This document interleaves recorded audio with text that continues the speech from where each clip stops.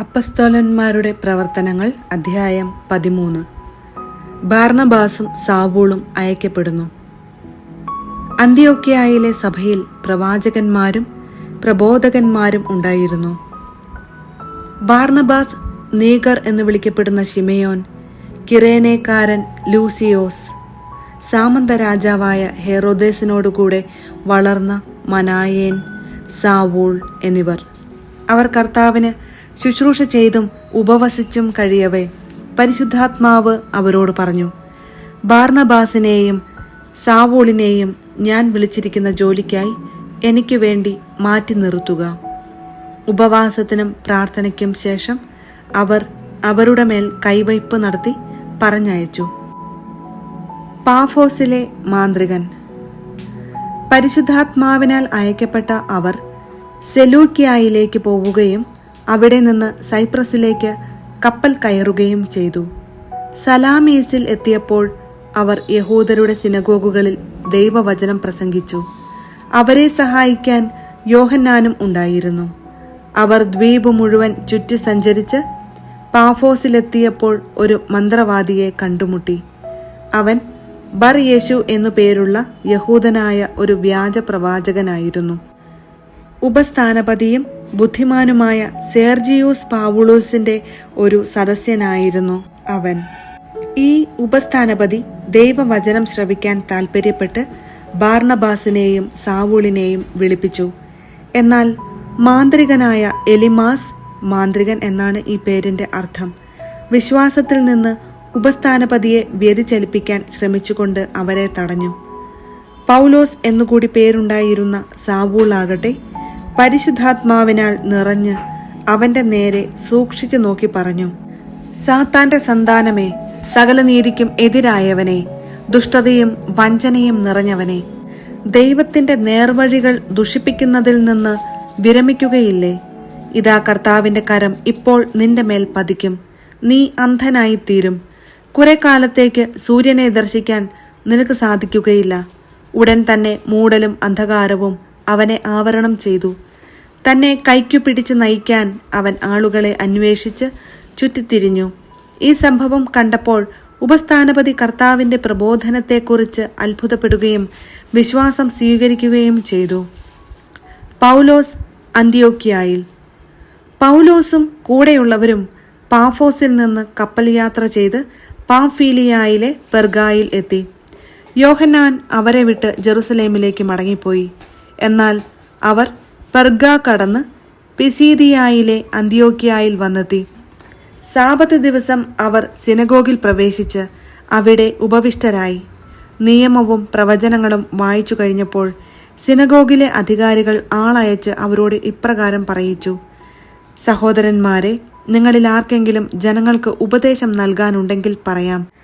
അപ്പോൾ പൗലോസ് എഴുന്നേറ്റ് നിന്ന് കൈകൊണ്ട് ആംഗ്യം കാണിച്ചിട്ട് പറഞ്ഞു, ഇസ്രായേൽ ജനമേ, ദൈവത്തെ ഭയപ്പെടുന്നവരെ ശ്രദ്ധിക്കുവിൻ. ഈ ഇസ്രായേൽ ജനതയുടെ ദൈവം നമ്മുടെ പിതാക്കന്മാരെ തെരഞ്ഞെടുത്തു. ഈജിപ്തിൽ വസിച്ചിരുന്ന കാലത്ത് അവരെ അവിടുന്ന് ഒരു വലിയ ജനമാക്കി. തന്റെ ശക്തമായ ഭുജം കൊണ്ട് അവിടെ നിന്ന് അവരെ കൊണ്ടുപോരുകയും ചെയ്തു. അവിടുന്ന് 40 വർഷത്തോളം മരുഭൂമിയിൽ അവരോട് ക്ഷമാപൂർവം പെരുമാറി. കാനാൻ ദേശത്തു വെച്ച് 7 ജാതികളെ നശിപ്പിച്ചതിനു ശേഷം അവരുടെ ഭൂമി 450 വർഷത്തോളം ഇസ്രായേൽക്കാർക്ക് അവകാശമായി കൊടുത്തു. അതിനുശേഷം അവിടുന്ന് പ്രവാചകനായ സാമുവലിന്റെ കാലം വരെ അവർക്ക് ന്യായാധിപന്മാരെ നൽകി. പിന്നീട് അവർ ഒരു രാജാവിന് വേണ്ടി അപേക്ഷിച്ചു. ബെഞ്ചമിൻ ഗോത്രത്തിൽപ്പെട്ട കിഷിന്റെ പുത്രൻ സാവൂളിനെ 40 വർഷത്തേക്ക് ദൈവം അവർക്ക് നൽകി. അനന്തരം അവനെ നീക്കം ചെയ്തിട്ട് ദാവീദിനെ അവരുടെ രാജാവായി അവിടുന്ന് ഉയർത്തി. അവനെക്കുറിച്ച് അവിടുന്ന് ഇപ്രകാരം സാക്ഷ്യപ്പെടുത്തിയിരിക്കുന്നു, ജസ്സയുടെ പുത്രനായ ദാവീദിൽ എന്റെ ഹൃദയത്തിനിണങ്ങിയ ഒരു മനുഷ്യനെ ഞാൻ കണ്ടെത്തിയിരിക്കുന്നു. അവൻ എന്റെ ഹിതം നിറവേറ്റും. വാഗ്ദാനം ചെയ്തിരുന്നതുപോലെ ഇവന്റെ വംശത്തിൽ നിന്ന് ഇസ്രായേലിന് രക്ഷകനായി യേശുവിനെ ദൈവം ഉയർത്തിയിരിക്കുന്നു. അവന്റെ ആഗമനത്തിനു മുൻപ് യോഹന്നാൻ ഇസ്രായേലിലെ എല്ലാ ജനതയോടും അനുതാപത്തിന്റെ ജ്ഞാനസ്നാനം പ്രസംഗിച്ചു. തന്റെ ദൗത്യം അവസാനിക്കാറായപ്പോൾ യോഹന്നാൻ പറഞ്ഞു, ഞാൻ ആരെന്നാണ് നിങ്ങളുടെ സങ്കല്പം? ഞാൻ അവനല്ല, എന്നാൽ ഇതാ എനിക്കു ശേഷം ഒരുവൻ വരുന്നു, അവന്റെ പാദരക്ഷ അഴിക്കാൻ ഞാൻ യോഗ്യനല്ല. സഹോദരരെ, അബ്രാഹത്തിന്റെ സന്തതികളെ, ദൈവഭയമുള്ളവരെ, നമ്മുടെ അടുത്തേക്ക് ഈ രക്ഷയുടെ വചനം അയക്കപ്പെട്ടിരിക്കുന്നു. ജെറുസലേം നിവാസികളും അവരുടെ അധികാരികളും അവനെ അറിയാതെയും എല്ലാ സാപത്തിലും വായിക്കുന്ന പ്രവാചക വചനങ്ങൾ ഗ്രഹിക്കാതെയും അവനെ ശിക്ഷയ്ക്ക് വിധിച്ചുകൊണ്ട് ആ വചനങ്ങൾ പൂർത്തിയാക്കി. മരണശിക്ഷ അർഹിക്കുന്ന ഒരു കുറ്റവും അവനിൽ കാണാതിരുന്നിട്ടും അവനെ വധിക്കാൻ അവർ പീലാത്തോസിനോട് ആവശ്യപ്പെട്ടു. അവനെക്കുറിച്ച് എഴുതപ്പെട്ടിരുന്നതെല്ലാം പൂർത്തിയായപ്പോൾ അവർ അവനെ കുരിശിൽ നിന്ന് താഴെ ഇറക്കി കല്ലറയിൽ സംസ്കരിച്ചു. എന്നാൽ ദൈവം അവനെ മരിച്ചവരിൽ നിന്ന് ഉയർപ്പിച്ചു. അവനോടൊപ്പം ഗലീലിയിൽ നിന്ന് ജെറുസലേമിലേക്ക് വന്നവർക്ക് അവൻ പല ദിവസങ്ങളിലും പ്രത്യക്ഷനായി. അവർ ഇപ്പോൾ ജനങ്ങളുടെ മുൻപിൽ അവന്റെ സാക്ഷികളാണ്. ഞങ്ങൾ നിങ്ങളോട് പ്രസംഗിക്കുന്ന സുവിശേഷം ഇതാണ്. പിതാക്കന്മാർക്ക് നൽകിയിരുന്ന വാഗ്ദാനം യേശുവിനെ ഉയിർപ്പിച്ചുകൊണ്ട് ദൈവം മക്കളായ നമുക്ക് നിറവേറ്റി തന്നിരിക്കുന്നു. 2-ാം സങ്കീർത്തനത്തിൽ ഇപ്രകാരം എഴുതിയിട്ടുണ്ടല്ലോ, നീ എൻ്റെ പുത്രനാണ്, ഇന്ന് ഞാൻ നിനക്ക് ജന്മം നൽകി. നാശത്തിന്റെ അവസ്ഥയിലേക്ക് തിരിച്ചു ചെല്ലാനാവാത്ത വിധം മരിച്ചവരിൽ നിന്ന് അവനെ ഉയിർപ്പിച്ചതിനെക്കുറിച്ച് അവിടുന്ന് ഇങ്ങനെ അരുളി ചെയ്തു: ദാവീദിന് വാഗ്ദാനം ചെയ്യപ്പെട്ട വിശ്വസ്തവും വിശുദ്ധവുമായ അനുഗ്രഹങ്ങൾ നിങ്ങൾക്ക് ഞാൻ തരും. മറ്റൊരു സങ്കീർത്തനത്തിൽ ഇങ്ങനെ പറഞ്ഞിരിക്കുന്നു: അവിടുത്തെ പരിശുദ്ധൻ ജീർണിക്കാൻ അവിടുന്ന് അനുവദിക്കുകയില്ല. ദാവീദ് തന്റെ തലമുറയിൽ ദൈവഹിതം നിറവേറ്റിയതിനു ശേഷം മരണം പ്രാപിച്ചു. അവൻ പിതാക്കന്മാരോട് ചേരുകയും ജീർണത പ്രാപിക്കുകയും ചെയ്തു. എന്നാൽ ദൈവം ഉയർപ്പിച്ചവനാകട്ടെ ജീർണത പ്രാപിച്ചില്ല. സഹോദരരെ, നിങ്ങൾ ഇത് അറിഞ്ഞുകൊള്ളുവിൻ. നിങ്ങൾക്ക് പാപമോചനം പ്രഘോഷിക്കപ്പെട്ടിരിക്കുന്നത് ഇവൻ വഴിയത്രേ. മോശയുടെ നിയമം വഴി നീതീകരണം ലഭിക്കാനാവാത്ത കാര്യങ്ങളുണ്ട്.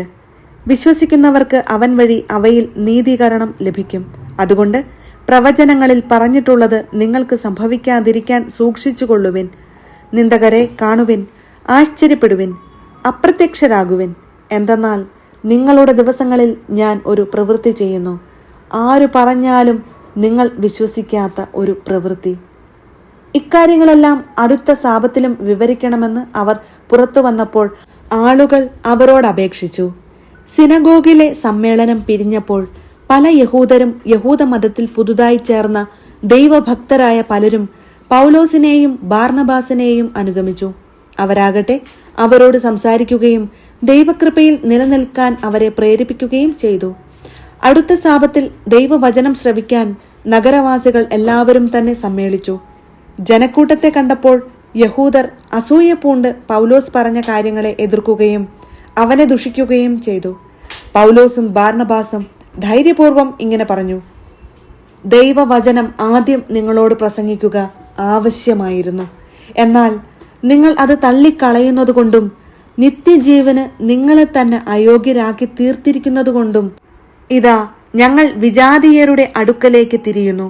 കാരണം കർത്താവ് ഞങ്ങളോട് ഇങ്ങനെ കൽപ്പിച്ചിരിക്കുന്നു: ഭൂമിയുടെ അതിർത്തികൾ വരെ രക്ഷ വ്യാപിപ്പിക്കുന്നതിന് വിജാതീയർക്ക് ഒരു ദീപമായി നിന്നെ ഞാൻ സ്ഥാപിച്ചിരിക്കുന്നു. ഈ വാക്കുകൾ കേട്ടപ്പോൾ വിജാതീയർ സന്തോഷഭരിതരായി കർത്താവിന്റെ വചനത്തെ പ്രകീർത്തിച്ചു. നിത്യജീവന് നിയോഗം ലഭിച്ചവരെല്ലാം വിശ്വസിക്കുകയും ചെയ്തു. കർത്താവിന്റെ വചനം ആ നാട്ടിലെല്ലാം വ്യാപിച്ചു. എന്നാൽ യഹൂദന്മാർ ബഹുമാന്യരായ ഭക്ത സ്ത്രീകളെയും നഗരത്തിലെ പ്രമാണികളെയും പ്രേരിപ്പിച്ച് പൗലോസിനും ബാർണബാസിനുമെതിരായി പീഡനം ഇളക്കിവിടുകയും അവരെ ആ നാട്ടിൽ നിന്ന് പുറത്താക്കുകയും ചെയ്തു. അവർ തങ്ങളുടെ പാദങ്ങളിലെ പൊടി അവർക്കെതിരായി തട്ടിക്കളഞ്ഞിട്ട് ഇക്കോണിയത്തിലേക്ക് പോയി. ശിഷ്യന്മാർ ആനന്ദത്താലും പരിശുദ്ധാത്മാവിനാലും നിറഞ്ഞവരായി.